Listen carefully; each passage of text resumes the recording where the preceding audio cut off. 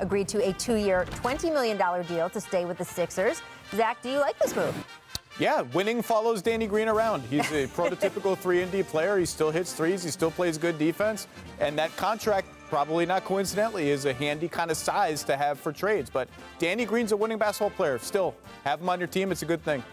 Danny Green's one of those guys that's in the right situation all the time, and I feel like this is a perfect situation for him because if you think about San Antonio, the Lakers, they were dependent on his three ball.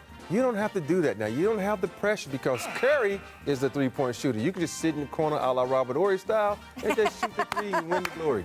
That's not a bad comparison for anyone. It is interesting, Robert, when you sign one of those contracts as a player, and I don't know if going into your vault, if you ever sign something the way Zach says is tradable, do you ever have worries of, oh, I'm signing this just to end up somewhere else? Well, you do. I just did that with the Spurs, but you don't worry about it. You just want to go out and play basketball because you start worrying about, if I'm getting traded or this, then your game kind of falters because it's all about going out and playing hard and playing the best ability. If your play is as well as you think it should be or even better, you ain't going nowhere. Right. You'll be all right. Absolutely true. And we always talk about 2019, and we talked about it earlier in the show about the Raptors winning the title. Kawhi, obviously, the biggest piece there, but they don't win that title without Danny Green, I don't think. So I just, to your point. He was a big part of that trade. I mean, the Raptors wanted him in that trade. I was surprised the Spurs gave him up. Yeah, winning follows Danny Green. All right, I want to switch gears to my hometown, Washington, D.C. The Wizards and the Nets agreeing to terms finally.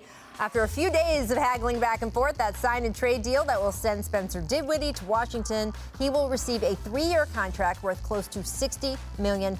Dinwiddie will be folded into what is now a 5-team trade. That includes, of course, sending Russell Westbrook to the Lakers. The Wizards will end up with Kyle Kuzma, KCP, Montrezl Harrell from the Lakers, a pick that became G League Ignite forward Isaiah Todd, Aaron Holiday from the Pacers, and, of course, Spencer. So, Robert, how does the Wizards' return on Westbrook look to you? It looks good because you think about it, this was a playoff team last year. I don't really want to say a playoff team because it was a play-in. But a playoff team. No, they were a play-in team. Now, if you 1 through 6, you're a playoff team. I don't count 7 and 8 anymore. Wow. So, playoff team. So, now with this crew, you got to think about it. You got Montrezl Harrell who can bring some grit, 6th man of the year. A lot of these guys got championship caliber teammates. So, I'm looking for them to do something spectacular because think about it. They got the #1 scorer in the NBA also adding these pieces. So watch out for the Washington. Bobby Marks tweeted the full terms of this trade last night, and I started to try to figure out, and then you know what I did? I just closed my laptop up and said, nope, it's for somebody else to do. How much down did you have to scroll? Because there was just so much. This is for someone else to do. I'm not doing it. They'll be solid next year. I mean, I think the #1 thing is they're deep. And in the regular season, depth can win you a lot of games, especially, and this is the biggest question about them, can they become an okay defensive team?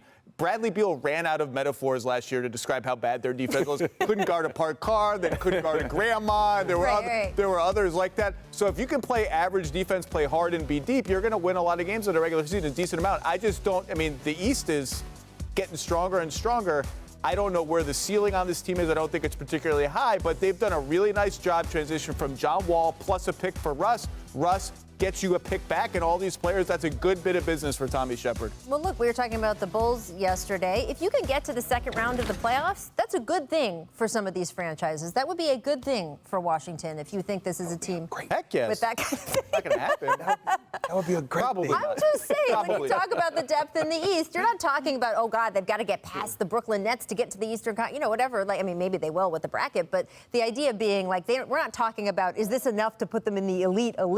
We're talking about, is it enough to make them better? We will see. Now, also, before we leave for the Eastern Conference, Lou Williams returning to the Hawks on a 1-year deal. Thanks for watching ESPN on YouTube. For live streaming sports and premium content, subscribe to ESPN+.